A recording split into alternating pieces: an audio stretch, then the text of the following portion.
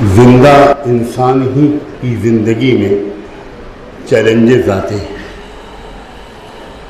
Challenges اور خطرات کسی مردہ انسان پر نہیں آتے، اور زندہ قوموں ہی کی زندگی میں زندہ قوموں ہی پر چیلنجز آتے ہیں. خطرات کا آنا، حملوں کا ہونا، کسی قوم کو مختلف چیلنجز کا سامنا کرنا، یہ کسی طرح کی تعجب کی اور پریشانی کی بات نہیں. یہ ایک نارمل فینومینا ہے زندگی کا.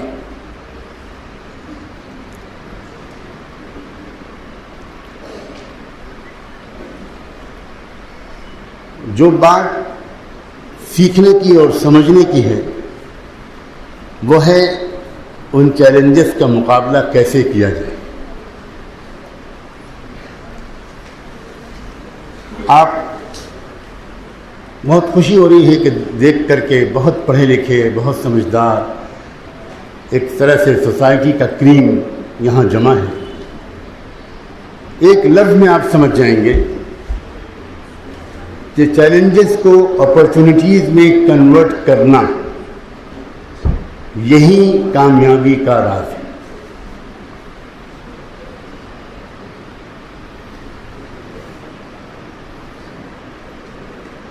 رحمت دو عالم سیدنا محمد الرسول اللہ صلی اللہ علیہ وآلہ وسلم کو زندگی میں جتنی کامیابیاں ملی ہیں اس میں سے ہر کامیابی کسی چیلنج کے مقابلے کے بعد ملی ہے. چیلنجز آتے ہی ہیں کامیابیاں دلانے کے لیے. اگر کوئی قوم یہ فن بھول گئی اور اس کو چیلنجز کو اپرچونٹیز میں اور مواقع میں تبدیل کر دینے کا ہنر نہیں آتا، اور چیلنج کا مقابلہ ایک معتدل نفسیاتی کیفیت کے ساتھ بڑی ہمت، بڑی بہادری اور نہایت حکمت اور سلیقے کے ساتھ کرنے کا ہنر اگر نہیں آتا تب تو وہ قوم اس چیلنج کا مقابلہ نہیں کر پائے. اگر کسی قوم کو یہ تربیت مل جائے، یہ ٹریننگ مل جائے کہ وہ ایک بہت ہی پازیٹیو اپروچ کے ساتھ اور ہمت اور حکمت کے مکسچر کے ساتھ حالات کا اور خطرات کا اور چیلنجز کا مقابلہ کرے تو اس قوم کو کامیابی کی بلند ترین منزلوں تک پہنچنے سے بڑے سے بڑا دشمن بھی روک نہ پائے.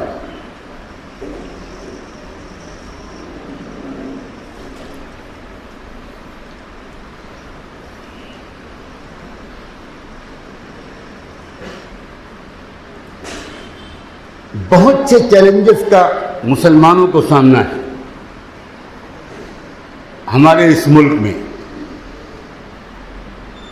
ان میں سے جو سب سے بڑا اور خطرناک چیلنج ہے، سب سے سیریس، جو بقیہ سارے چیلنجز کی اصل جڑ بنیاد ہے،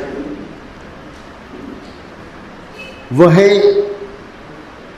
اس ملک میں اپنی اسلامی آئیڈینٹی کے ساتھ اپنی ملی تشخص اور انفرادیت کے ساتھ یہاں رہنا، اپنے فرائض کی ادائیگی اور اپنے حقوق کا حصول. اس ملک میں ایک تاریخ رہی ہے، ایک طبقہ ہے یہاں، میں اس کی تفصیل میں نہیں جانا چاہتا کہ وہ طبقہ کون ہے اور کیا وہ اسی ملک کا ہے یا کہیں باہر سے آیا ہے. وہ طبقہ اس کا بڑا ماہر ہے کہ وہ یہاں رہنے والی مختلف سماجی اکائیوں کو ان کی اپنی پہچان، ان کی اپنی شناخت، ان کی اپنی آئیڈینٹی سے محروم کر دیتا ہے اور ان کو کلچرلی اسیمولیٹ کر لیتا ہے، نگل لیتا ہے، ہضم کر لیتا ہے، اور ان کو اپنی ہی ایک کلچر کا ایک حصہ بنا دیتا ہے. اور اگر وہ اس میں کچھ ریزسٹنس دیتے ہیں، کچھ رجسٹ کرتے ہیں، تو ٹارچر کرتا ہے، مینٹلی، فزیکلی تکلیفیں پہنچاتا ہے، زندگی کے حق سے محروم کرتا ہے، جان اور مال کو چھینتا ہے. جان اور مال کو چھیننا اس کا اصل مقصود نہیں ہوتا، اس کا اصل مقصود ہوتا ہے اس کے عقیدے کو، اس کی اپنی پہچان کو چھیننا. جان اور مال کے نقصانات تو اس لیے ہوتے ہیں کہ ان کو یہ امید ہوتی ہے کہ کوئی قوم مقابلہ کرتے کرتے تھک جائے گی اور پھر کمپرومائز پر آمادہ ہو جائے، پھر وہ اس پر راضی ہو جائے گی کہ ہم اپنی الگ پہچان چھوڑتے ہیں، آپ کے وجود کے اندر اپنے وجود کو ضم کرتے ہیں، کوئی پہچان بھی نہ پائے گا ہم کو دیکھ کر، ہمارے رہن سہن، ہمارے کھانے پینے کے طریقے، ہماری عبادت کے طور طریقے، ہماری رسمیں، کوئی اس کو دیکھ کر پہچان ہی نہیں پائے گا کہ یہ الگ کوئی قوم ہے. یہاں اس ملک میں ایک بہت بڑا چیلنج بہت زمانے سے یہ ہے، اور مختلف قومیں اپنی پہچان کھو چکی ہیں، کلچرلی ایسیمیلیٹ ہو چکی ہیں، اپنی شناخت انہوں نے اس پر سودا کر لیا، راضی ہو گئی، بھول گئی، اور وہ اسی کا ایک حصہ بن گئی. بہت سی قومیں جو بھارت کی اصل میں جو قومیں تھیں، انہوں نے اپنے کلچر کو چھوڑ دیا، اپنی الگ پہچان کو چھوڑ دیا، اور یوں ہی نہیں چھوڑا، بہت بری طرح ٹارچر کیے جانے کے بعد چھوڑا.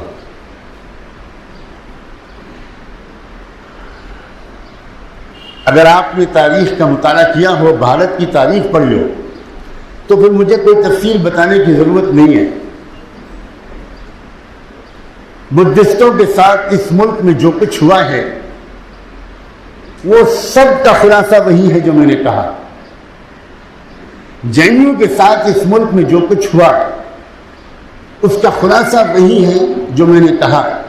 کئی سو سال تک بدھسٹوں نے رجسٹ کیا اور اپنی الگ پہچان، اپنی الگ عقیدے، اپنی الگ آئیڈینٹی کو باقی رکھا، اور اس کی سزا کے طور پر لاکھوں بدھسٹوں کو زندہ جلایا گیا، ان کے مذہبی رہنماؤں اور مونکس کو ملک سے نکال دیا گیا. اور اتنا ظلم ہوا کہ اگر آپ اس ظلم کی تاریخ پڑھیں گے تو آپ کو وہ ظلم بھی ابھی تک کا جو ظلم ہے مسلمانوں پر جو ہو رہا ہے وہ بھی کم لگے گا. اور بالآخر وہ ہوا کہ ان کی بعد میں آنے والی نسلیں اپنی آئیڈینٹی اور اپنی الگ پہچان پر اصرار کرنا چھوڑ دیا انہوں نے، اور آج کوئی پہچان میں بھی نہیں آتا کہ کون بدھسٹ ہے اور کون کچھ کیا ہے، کچھ نہیں نظر آتا. یہی مقصد کے لیے، اسی مقصد کے لیے مسلمانوں کو شدید تکلیفوں کا سامنا کرنا پڑ رہا ہے. مسلم پسند اللہ بورڈ جو ہے، میں اس کے تعارف کے لیے میں نے یہ تمہیدی باتیں کہی ہیں.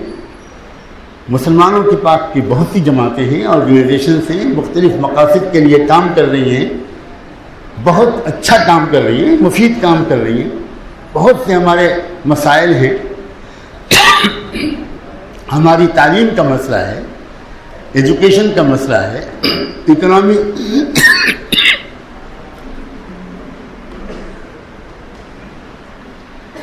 معاشی پسماندگی کا مسئلہ ہے، ملازمتوں کا مسئلہ ہے، جابس کا مسئلہ ہے.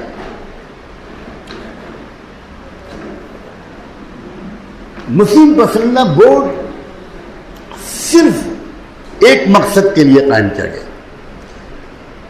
اس کا جو پورا کنسنٹریشن ہے اسپیسیفکلی صرف مسلمانوں کی مذہبی اور تہذیبی شناخت کو باقی رکھنا، ایمانی وجود کی حفاظت، دین اور شریعت پر عمل کرتا رہے مسلمان، اور کسی بھی صورت میں اسلامی شناخت اور ملی تہذیب اور تشخص سے دستبردار نہ ہو. یہ خاص خاص مقصد ہے مسلم پسندہ بورڈ کا. میں اس لیے بات واضح کر رہا ہوں کہ بورڈ سے، چونکہ بورڈ نے جو کام پچھلے دنوں میں کیا اور اللہ کی توفیق تھی، وہ ملت کے شعور کا یہ ثبوت تھا کہ بورڈ کی آواز پر پوری ملت، اس کے تمام مسلک میں کے لوگ، تمام فرقوں، مشربوں، جماعتوں، تحریکوں کے لوگ، ان کے خواص، ان کے قائدین، ان کے عوام بیک آواز اس باآواز پر ان لبیک کہا کہ ہمارے آپس کے علمی، نظریاتی، فکری اختلافات وہ علمی حدود تک رہیں گے، لیکن مشترکہ خطروں کا مقابلہ ہم سب مل کر کریں گے.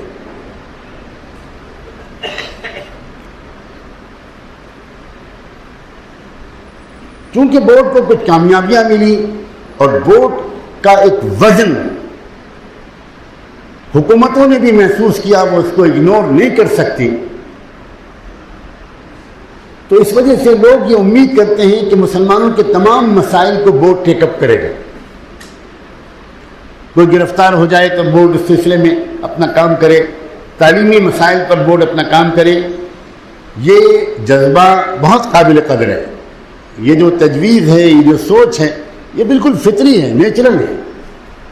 لیکن بورڈ نے پہلے دن سے یہ طے کیا ہوا ہے کہ یہ سارے کام مختلف جماعتیں کریں گی، اور بورڈ خود ایک جماعت نہیں ہے، وہ ساری جماعتوں کا پلیٹ فارم ہے.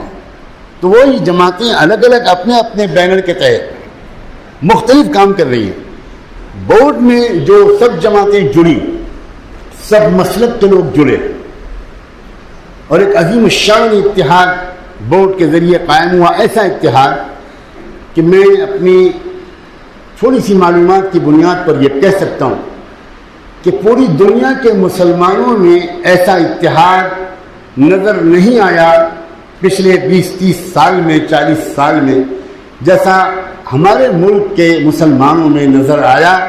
مسلم پسندہ بورڈ نے اس میں جو رول ادا کیا، اس کی وجہ سے دنیا کے مختلف ملکوں کے مسلمان مسلم پسندہ بورڈ پر اور مسلمانان ہند کے شعور پر بہت رشک کرتے ہیں. اور اسی لیے بار بار وہ دشمن طاقتیں مسلمانوں کے اندر تفرقہ اور انتشار اور مسلکی بنیاد پر اختلاف پیدا کرنے کی بھرپور کوشش کرتی ہے.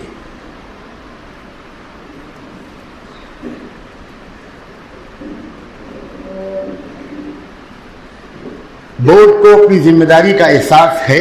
اگرچہ بورڈ ملت کے بڑے بڑے قائدین گئے، تو بورڈ بھی پچھلے 10-20 سال میں، 20-30 سال میں ایسے بالغ نظر علماء اور قائدین کی قیادت سے محروم ہوا جس کے خلا کو ہم بڑی شدت سے محسوس کرتے ہیں.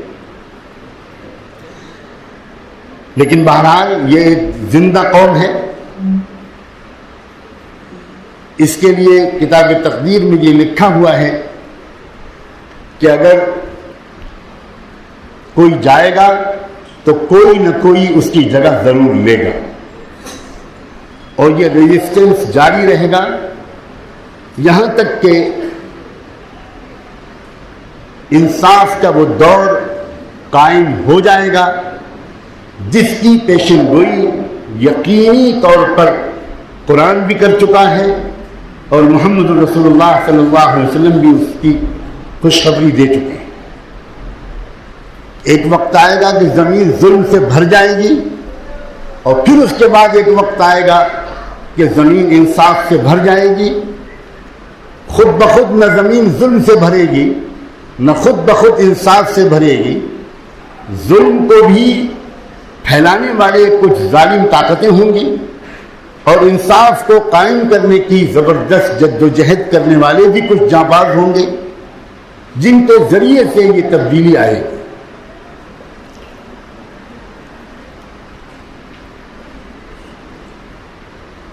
مسلمانوں کی دینی اور ایمانی تشخص، ہمارا ایمانی وجود، اسی بنیاد پر آزادی کی لڑائی میں وہ سرگرم حصہ لیا گیا تھا۔ اسی اعتماد پر، انہی معاہدوں کی بنیاد پر، انہی وعدوں کی بنیاد پر کہ جب ملک آزاد ہوگا بیرونی طاقتوں سے، تو اس کے بعد اس ملک میں جو سسٹم چلے گا اس میں اسٹیٹ کا اپنا کوئی ریلیجن نہیں ہوگا، اور اسٹیٹ، ریاست، حکومت کسی مخصوص مذہب یا تہذیب کی سرپرستی نہیں کرے گی۔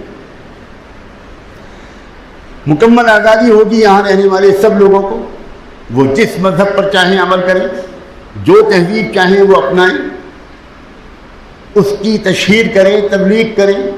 مکمل آزادی ہوگی کہ ہر قوم کو کہ اپنے بچوں کی تعلیم و تربیت کا انتظام وہ اپنے عقیدوں اور تہذیب کی بنیاد پر کرے۔ لیکن اے بسا آرزو کے خاک شدہ، ہم کو ان سے ہے وفا کی امید جو نہیں جانتے وفا کیا ہے۔ انہوں نے اقتدار میں آنے کے بعد سے ہی، پہلے ہی دن سے بے وفائی شروع کی۔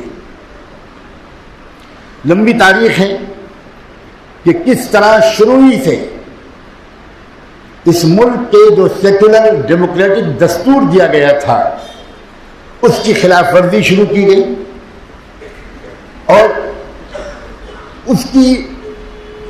اس کا مقابلہ بھی کیا جاتا رہا، ورنہ اگر وہ مقابلہ نہ کیا جاتا تو آج 60-70 سال کے گزرنے تک جو نسل آپ کی اور آپ کے بچوں کی ہے، شاید ان میں سے ایک کو بھی کلمہ یاد نہ ہوتا۔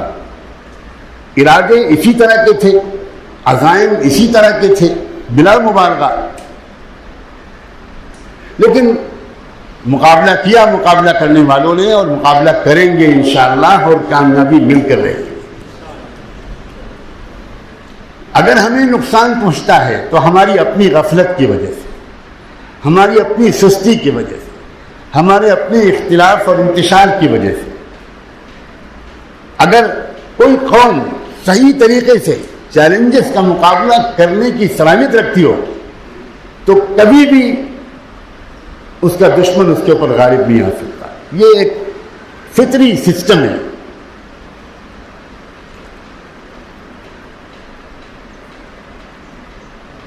میں ایک آپٹیمسٹک آدمی ہوں، بہت ہی نگیٹو صورتحال کے پیچھے بھی پازیٹو امکانات مجھے نظر آنے لگتے ہیں۔ پچھلے 1.5-2 سال سے جو لوگ اس ملک پر حکومت کر رہے ہیں، انہوں نے راستہ جو اختیار کیا وہ یہ کہ بھائی جو کچھ بھی ہمارے دل میں ہے وہی ہماری زبان پر آنا چاہیے، اب ہم کو کسی کی پرواہ نہیں۔ اس سے پہلے تک جو لوگ کام کر رہے تھے، کام تو تقریباً وہی کر رہے تھے، لیکن فرق یہ تھا کہ ان کی زبان پر کچھ اور ہوتا تھا اور عمل کچھ اور ہوتا تھا۔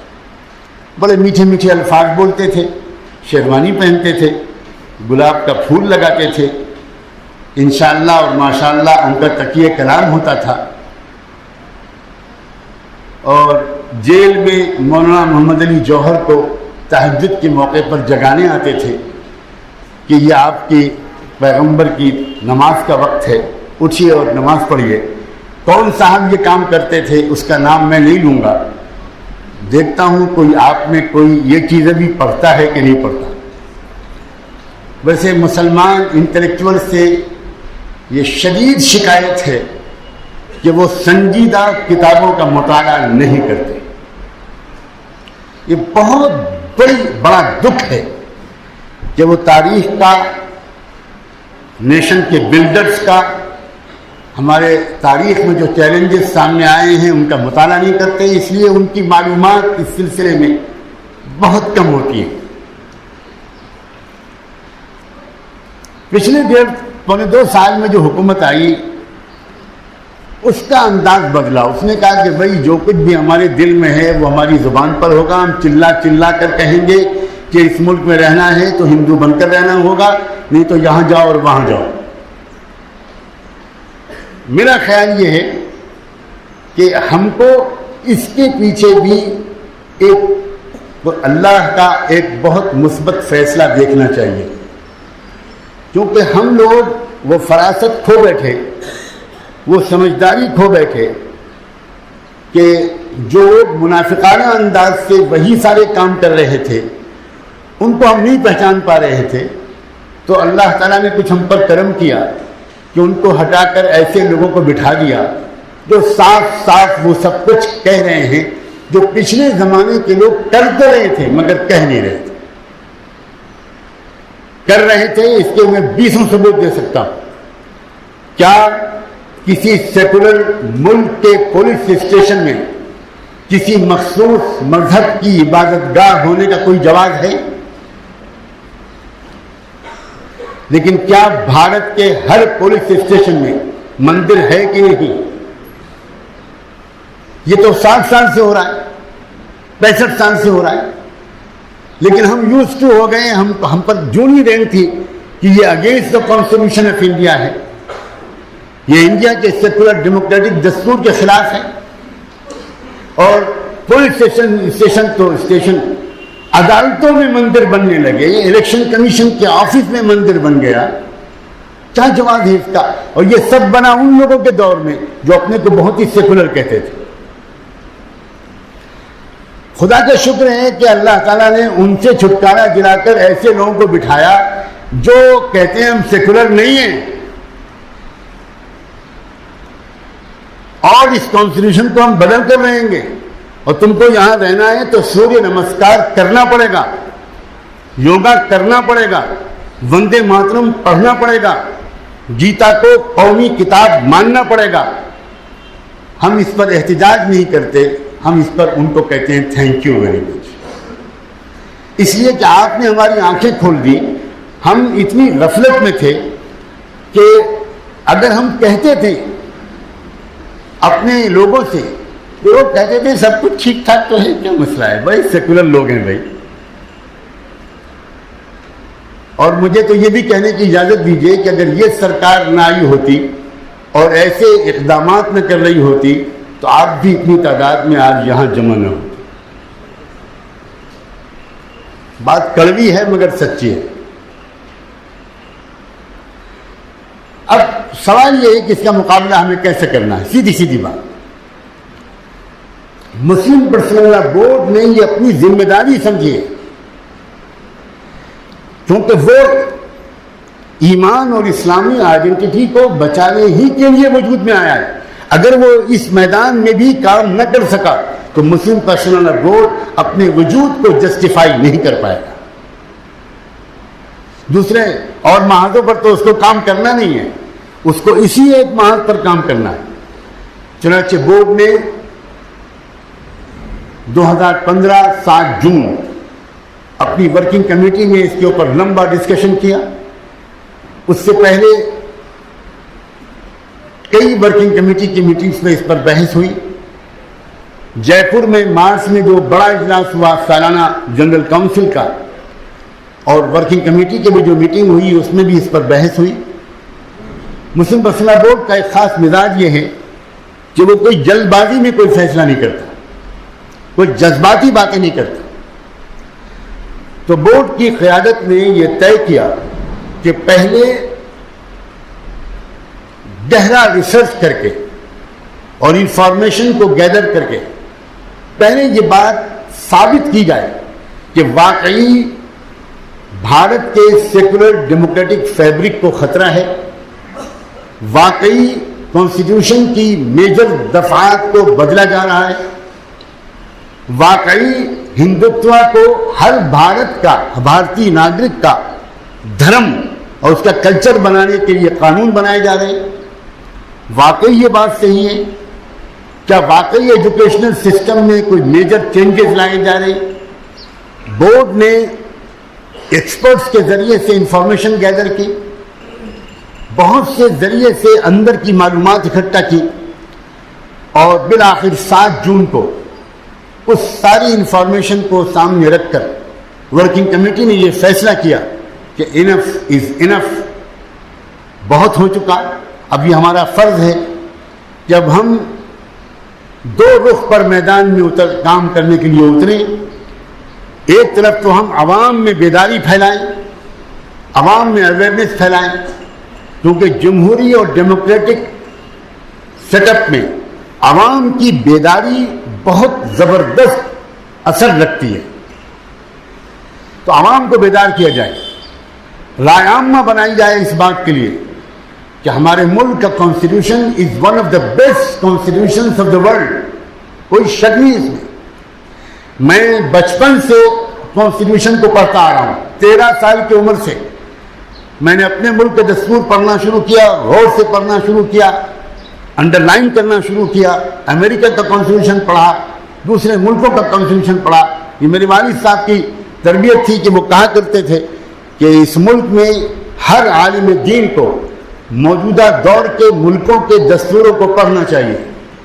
اور آپ حیرت کریں گے, جو علماء ہند نے اپنے مراد آباد کے اجلاس میں بھارت کے کانسٹیٹیوشن کا ایک ڈرافٹ پیش کیا تھا کانگریس کی ورکنگ کمیٹی کے سامنے, جس کو ڈرافٹ کیا تھا مولانا ابو المحاسن محمد سجاد صاحب, جو بہار کے تھے اور امام شریعہ کے بانی تھے, اور one of the biggest visionary leaders of India in 20th century.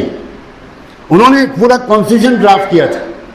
Us constitution کو دیکھ کر, اس ڈرافٹ کو دیکھ کر مولانا آزاد, مولانا حفظ الرحمان سہاروی, پنڈت جواہر لال نہرو, یہ لوگ دنگ رہ گئے تھے کہ یہ کون سا شخص ہے, ایک مولوی ہے جس نے یہ کانسٹیٹیوشن ڈرافٹ کیا ہے. ایک فیڈرل انڈیا کا جو فیڈرل سسٹم ہونا چاہیے تھا, جس میں اسٹیٹس کو آٹونومی ملے اور صرف ڈیفنس, فارن افیئرز اور فائننس, یہ 3 ڈپارٹمنٹ سینٹر کے پاس ہوں, اس پر مشتمل ایک دستور کا مسودہ ایک عالم دین نے پیش کیا تھا. تو میرے والد ماجد مجھ سے کہا کرتے تھے کہ تم کو دنیا بھر کے دستوروں کو پڑھنا چاہیے, ابھی سے شروع کرو تاکہ قانون کی سمجھ تمہارے اندر آئے. دستوروں کا مطالعہ کرنے سے انسان کو یہ اندازہ ہوتا ہے کہ اس نیشن اسٹیٹ کے زمانے میں, اس ماڈرن ایج میں انسانوں کے بنیادی حقوق کو محفوظ رکھنے کے لیے دنیا کی مختلف قوموں کے مفکروں نے اور لا میکرز اور قانون سازوں نے کس کس طرح کی کوششیں کی ہیں, تاکہ ہم جو مشورہ دے سکیں وہ مشورہ ایسے شخص کا مشورے کے طور پر سنا جائے جو پوری چیزوں سے واقف ہو. ہم اگر تنقید کریں تو ایک ایسے شخص کی حیثیت سے ہم تنقید کریں جو کسی بڑے سے بڑے قانون داں کے مقابلے میں وہ کوئی کمتر حیثیت نہ رکھتا.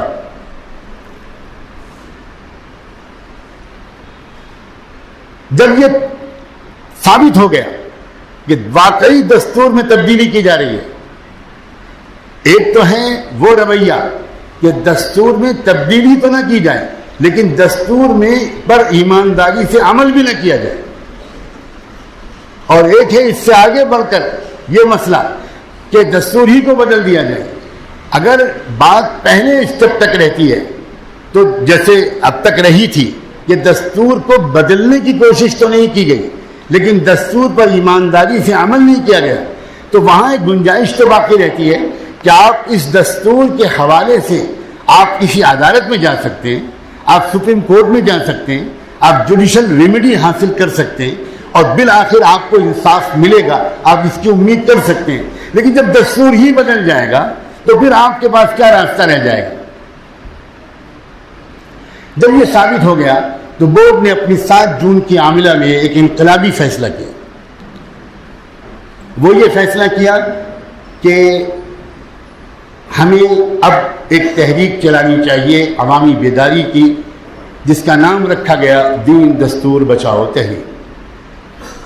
اور ایک اور فیصلہ کیا گیا, بہت اہم فیصلہ, کیونکہ بورڈ کی اس میٹنگ میں یہ بات بھی آئی سامنے, مختلف ممبرس کے ذریعے کہ یہ مسئلہ صرف مسلمانوں کا نہیں ہے، کرسچنز بھی پریشان ہیں، ان کے چرچز بھی توڑے جا رہے ہیں، ان کے پرسنل لا کو بھی بدلا جا رہا ہے، سکھ بھی پریشان ہیں، بدھسٹ بھی پریشان ہیں، ایس سی ایس ٹی کے لوگ، او بی سی کے لوگ وہ بھی پریشان ہیں، ان کو اپنے رائٹ سے محروم کیا جا رہا ہے۔ تو ملک میں اس وقت دستوری حقوق سے محروم لوگوں کی اکثریت ہے۔ اگر مسئلہ بورڈ کی اس میٹنگ میں یہ بات آئی کہ تنہا مسلمانوں کے ذریعے اگر یہ تحریک چلائی جائے گی تو وہ لوگ بڑی آسانی سے اس کو ہندو مسلم کانفلکٹ میں تبدیل کر دیں گے اور پھر اصل مسئلہ پیچھے رہ جائے گا اور مسلمانوں کی جان و مال کے لالے پڑ جائیں گے۔ اس کے بجائے یہ کیا جائے اور اس سے برادران وطن کے ساتھ ہمارا تعلق بڑھے گا، ملک کی میجورٹی آبادی کے ساتھ ہماری ہم آہنگی بڑھے گی، آپس میں نفرت اور خوف کی فضا جو پیدا کرنے کی کوشش کی جا رہی ہے وہ کوششیں ناکام ہوں گی۔ چنانچہ ایک ایکشن کمیٹی یا مجلس عمل بنائی گئی، اس مجلس عمل کو اختیار دیا گیا اور اس مجلس عمل کی طرف سے جو ایک کنوینر بنائے گئے ورکنگ کمیٹی کی طرف سے، ان کی طرف سے ایک لیٹر گیا کرسچن لیڈرز کو بھی، سکھ لیڈرز کو بھی، بدھسٹ لیڈرز کو بھی، لنگایت کے جگت گرو اور ان کے مذہبی رہنماؤں کو بھی، اور ایس سی ایس ٹی اور او بی سی کے لیے اور مائنورٹیز کے لیے کام کرنے والی ڈفرینٹ آرگنائزیشنز کو بھی۔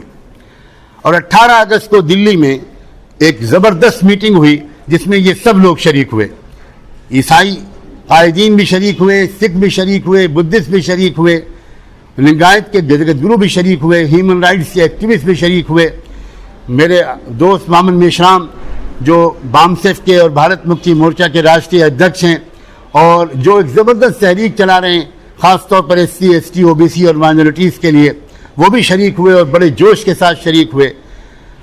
اس میٹنگ میں دعوت نامے کے ساتھ ایک کامن منیمم پروگرام بھی بھیجا گیا تھا ان سب حضرات کو کہ آپ اس پر ڈسکس کر کے آئیں، غور کر کے آئیں کہ کیا ہم لوگ اس کامن منیمم پروگرام پر سہمت ہو کر، اس پر آپس میں راضی ہو کر اس ملک کے سیکولر ڈیموکریٹک فیبرک کو بچانے کے لیے کیا ہم مل جل کر کوئی کوشش کر سکتے ہیں۔ یہ اس میٹنگ کا ایجنڈا تھا۔ وہ میٹنگ بہت کامیاب رہی۔ اوور ویلمنگلی سارے ہی لوگوں نے، کرسچنس نے، سکھوں نے، بدھسٹوں نے، لنگایت کے لوگوں نے، ایس سی ایس ٹی کے لیڈرز نے، او بی سی کے لیڈرز نے، ہیومن رائٹس کے جو ایکٹیوسٹ اس میں شریک تھے ان لوگوں نے مسلم پرسنل بورڈ کی اس کال پر شکریہ ادا کیا اور یہ کہا کہ ہم سب ساتھ ہیں اور بالکل جوائنٹلی ہم اس ملک میں دین اور دستور بچانے کی اس تحریک میں آپ کا ساتھ دیں گے۔ آپ ہی کا دین خطرے میں نہیں ہے، ہمارا بھی دین خطرے میں ہے اور ہمارا بھی مذہب خطرے میں ہے، ہماری بھی اپنا پرسنل لا بھی خطرے میں ہے اور دستور تو سبھی کا مشترک ہے۔ یہاں سے اس تحریک کا آغاز ہوا اور شکر ہے خدا کا کہ باوجود اس کے کہ وسائل کی بہت کمی ہے، افراد کی بھی کمی ہے، زمانے کے چیلنجز بہت ہیں، ہمیں آئی ٹی پروفیشنل کی ضرورت ہے، ہمیں سوشل میڈیا میں کام کرنے والے ینگ پروفیشنلز کی ضرورت ہے، فائنینشیل ریسورسز کی ضرورت ہے، ہیومن ریسورسز کی ضرورت ہے، لیکن اس کے باوجود اتنے مختصر عرصے میں اگست سے لے کر اب تک پورے ملک میں ایک شور مچ گیا۔ جہاں جہاں یہ تحریک پہنچی، جیسے آپ نے ابھی ہمارے بھائی جو موڈریٹ کر رہے تھے اس پروگرام کو، انہوں نے جس طرح ممرہ کے بارے میں بتایا، اس پورے علاقے کے بارے میں بتایا کہ سارے لوگوں نے اپنے اختلافات بھول کر سب مل جل کر ساتھ ہو گئے۔ یہی منظر ملک کے ہر شہر میں نظر آ رہا ہے۔ جہاں جہاں اب تک اس تحریک کی آواز پہنچی ہے وہاں وہاں ایسا لگا کہ لوگ بے چین تھے، لوگ انتظار میں تھے کہ کوئی جینوئن آواز اٹھے اور لوگوں نے لبیک کہا اور پورا یقین دلایا۔ اور میں اسی کا نتیجہ سمجھتا ہوں، میں یہ بات بھی صاف کہہ دوں کہ جب ظاہر ہے کہ کوئی ایکشن ہوگا تو اس کا ری ایکشن بھی ہوگا۔ جب کوئی کوشش کی جائے گی تو آپ کے خلاف سازشیں کرنے والے اس کو کاؤنٹر کرنے کی کوشش کریں گے۔ ہم کاؤنٹر کرنے کے ڈر سے کوشش ہی نہ کریں، یہ مشورہ تو کوئی سمجھدار آدمی نہیں دے سکتا، لیکن کاؤنٹر جو کیا جا رہا ہے اس کو سمجھنا چاہیے۔ انہوں نے محسوس کیا کہ اگر ہم نے اس اتحاد کو نہ توڑا اور آپس میں غلط فہمیاں نہ پیدا کی اور آپس میں پھوٹ نہ ڈالی اور یہ لوگ سب متحد ہو کر اور یہ اگر اسی طرح آواز اٹھاتے رہے تو ہماری کوشش کامیاب نہیں ہو پائے گی۔ آپ دیکھ رہے ہیں کہ جو حکومت 1.5 پونے 2 سال پہلے ایسی کیفیت کے ساتھ آئی تھی کہ لگتا تھا کہ ملک کا بچہ بچہ اس کا شہدائی ہے. ایک ہر طرف ایک لہر تھی, ایک ویو تھی. اب وہی ملک ہے, وہی عالم ہے. کیا یونیورسٹیز کے نوجوان اور کیا کون ایکٹیوسٹ, کیا مصنفین اور مورخین, کیا ادباء, کیا شعراء, کیا فلمی انڈسٹری سے تعلق رکھنے والے لوگ, سب کے سب گویا ایک کرٹیسائز کر رہے ہیں کہ یہ حکومت اس ملک کو اپنی اصلی ویلیوز سے دور لے جا رہی ہے. ایک عام طور پر ملک میں فضا بن رہی ہے. اس کو روکنے کے لیے ظاہر ہے انہوں نے ایک نیا ایک پتہ کھیلا ہے کہ مسلمانوں کو مسلک کی بنیاد پر بانٹنے کی کوشش کی جائے, اور اس وقت وہ اس کام میں لگے ہوئے ہیں, بہت شدت کے ساتھ لگے ہوئے ہیں. اور ہر فرقے میں, ہر قوم میں, ہر مسلک میں, ہر جگہ پر ظاہر ہے کہ ایسے لوگ تو موجود ہیں کہ جن کو خریدا بھی جا سکتا ہے, جن کو ڈرایا بھی جا سکتا ہے, اور ان کے ذریعے سے ایک شور برپا کیا جا سکتا ہے کہ بھائی یہ مسلم پسندہ بورڈ کے ساتھ سب مسلمان نہیں ہیں, مسلمانوں کی بڑی تعداد تو فلاں جگہ ساتھ میں ہے. اور آج کل ماشاءاللہ تصوف بھی بہت یاد آ رہا ہے, صوفی لوگ بھی بہت یاد آ رہے ہیں. میری تو گزارش ہے کہ ان سے کہ وہ بھی آ کر بیعت ہو جائیں تو اچھا ہے.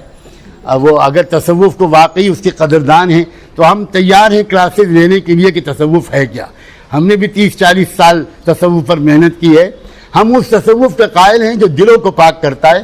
ہم اس تصوف کے قائل نہیں ہیں جو قبروں کے کفن چراتا ہے. ہم اس تصوف کے قائل نہیں ہیں جو اوقاف پر قبضہ کرتا ہے, جو وقف پراپرٹی پر قبضے کرتا ہے. وہ تصوف تو لٹیروں کا تصوف ہے. ان تصوف کے نام پر وہ اس قسم کے تماشا دکھانے والے لوگوں کو اپنے ساتھ بٹھا کر اگر یہ سمجھتے ہیں کہ ہم مسلمانوں میں پھوٹ ڈالنے میں کامیاب ہو جائیں گے, تو آپ کی مدد سے, آپ کے تعاون اور شعور پر بھروسہ کرتے ہوئے, اللہ کی مدد پر بھروسہ کرتے ہوئے ہم یہ صاف کہہ سکتے ہیں کہ ان کی یہ کوشش بھی ناکام ہے. اور اس میں آپ کو بلند آواز سے اپنی آوازیں بلند کرنی پڑیں گی. آپ کو اخباروں میں مراسلے بھیجنے ہوں گے, آپ کو لیٹرز ٹو دی ایڈیٹر میں اپنے لیٹرز چھپوانے ہوں گے, انگلش کے اخبارات میں, مراٹھی کے اخبارات میں, ہندی کے اخبارات میں. ہماری بچیوں کو, ہماری بہنوں کو آگے بڑھ کر کہنا ہوگا کہ ہم شریعت کے قوانین سے پوری طرح متفق ہیں. ہمیں شریعت کی میں تبدیلی کی جہاں کوئی ضرورت نہیں معلوم ہوتی. مردوں سے زیادہ عورتوں کی طرف سے اس کی آواز اٹھائی جانی چاہیے. مردوں کی طرف سے عورتوں کے ساتھ جو زیادتیاں ہو رہی ہیں اس کو بھی بند کروانا ہوگا. ہر مسجد کے امام کو اپنی خطبوں میں زور دے کر کہنا ہوگا کہ تم اگر نماز پڑھتے رہو, چاہے تہجد بھی پڑھتے رہو, مگر تم اپنی بیویوں کے ساتھ حسن سلوک نہیں کرو گے, اگر تم نے اپنی بیٹیوں کو ان کے حقوق نہ دیے, اپنی بیٹیوں کو تم نے ترکے کے حق سے محروم کیا اور تم نے اپنی بیویوں پر ظلم کیا, تو یقیناً طور پر تم اللہ کی رحمت سے محروم رہو گے. یہ موقع ہے کہ ہر شخص اپنا اپنا رول پلے کرے. اصل میں ہماری تھوڑی سی غفلت یہ رہی ہے کہ ہم نے آپ کو ہر کام میں شاید شریک نہیں کیا. ہم آپ کو الزام دینے کے بجائے خود اپنے پر الزام لینے کے لیے تیار ہیں, اس لیے کہ اس لڑائی میں ہم ایک منٹ بھی ضائع نہیں کرنا چاہتے کہ غلطی ہماری ہے کہ غلطی آپ کی. آسان راستہ یہ ہے کہ ہم اپنی غلطی مان لیں اور اب آپ اپنی غلطی اور ہم اپنی غلطی کو سدھارنے کی کوشش کریں. ہمارے بہت کم لوگ اخباروں میں لیٹر لکھتے ہیں. آپ بتائیے کیا تناسب ہے؟ آپ اخبارات کھنگال لیجئے, پورے ملک کا نیشنل پریس پڑھ لیجئے, کوئی لیٹر ہی نہیں چھپتا مسلمانوں کی طرف. کس نے آپ کو روکا ہے؟ کون سا قانون ہے جس کی وجہ سے آپ رکے ہوئے ہیں؟ آپ کے ہاتھ میں موبائل ہے, آپ کے موبائل میں ای میل ہے, آپ کو ٹیبل کرسی پر بیٹھنے کی بھی ضرورت نہیں. آپ 4 لائن لکھ کر بھیجیے. روزانہ تو 4 لیٹرز جانے چاہیے, ہر شہر سے جانے چاہیے. ینگ مسلمانوں کے, پروفیشنلز کے, ڈاکٹرز کے, انجینئرز کے, لائرز کے, ججز کے, ٹیچرز کے, ٹیچروں کے, عورتوں کے, مہیلاؤں کے خطوط جانے چاہیے. آپ کو اپنی بات پوری قوت کے ساتھ کہنی چاہیے.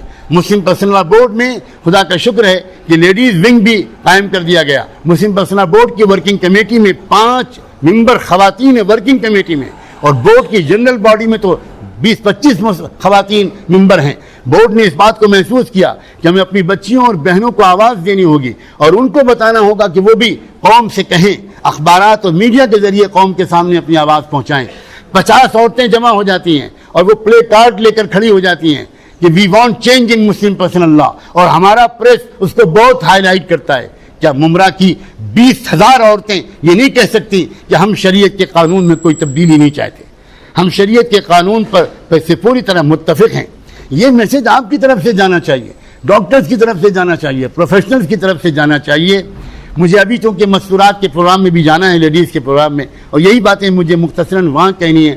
میں یہی بات کہہ کر اپنی بات ختم کروں گا.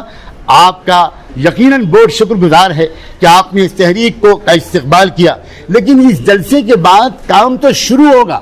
یہ مت سمجھیے گا کہ جلسہ ہی اصل ہے. اس کے بعد برابر آپ کو جڑا رہنا چاہیے, برابر آپ کو خود پوچھنا چاہیے, بات کر آنا چاہیے کہ ہمیں کیا کرنا ہے. آپ کو کام بتایا جائے گا. میں امید کرتا ہوں کہ کل کے جلسے میں یا کوئی بھی اور ہمارا ساتھی وہ تفصیل سے بتائے گا کہ آپ کو زمین پر روزانہ کام کیا کرنا ہے, کیونکہ عام طور پر لوگ اس کے منتظر رہتے ہیں کہ ہمیں کام بتایا جائے. ہم آپ کو کچھ کام دیں گے. ایک کام تو میں نے آپ سے ابھی گزارش کی ہے, پلیز اس کو یاد رکھیے گا, اور وہ ہے یہ کہ آپ خدا کے لیے اخباروں میں لکھیے. آپ 10 لیٹر بھیجیں گے, ایک تو وہ شائع کریں گے, 2 تو وہ شائع کریں گے. لیٹر کی لینگویج بہت ہی نرم رکھیے, بہت سیولائز زبان میں بات کہیے, بہت ہی مہذب انداز سے بات کہیے, اور آپ کہیے کہ we are with Muslim personal Law Board. Muslim Personal Board represent overwhelming majority of Indian Muslims irrespective of caste, creed, مسلک, جماعت, تحریک. یہ بھیجیے. آپ اپنی آرگنائزیشن کی طرف سے بھیجیے, اپنی مسجد کی طرف سے بھیجیے, اپنے مدرسے کی طرف سے بھیجیے, اور یہ بات کھل کر سامنے آنی چاہیے. ہماری بہت سی مصیبت یہ ہے کہ ہم آپس میں بات کر کے رہ جاتے ہیں اور اپنی آواز کو ان فورموں تک نہیں پہنچاتے جن فورموں تک پہنچائے بغیر قوم تک اور ملک تک ہماری آواز نہیں پہنچ پاتی.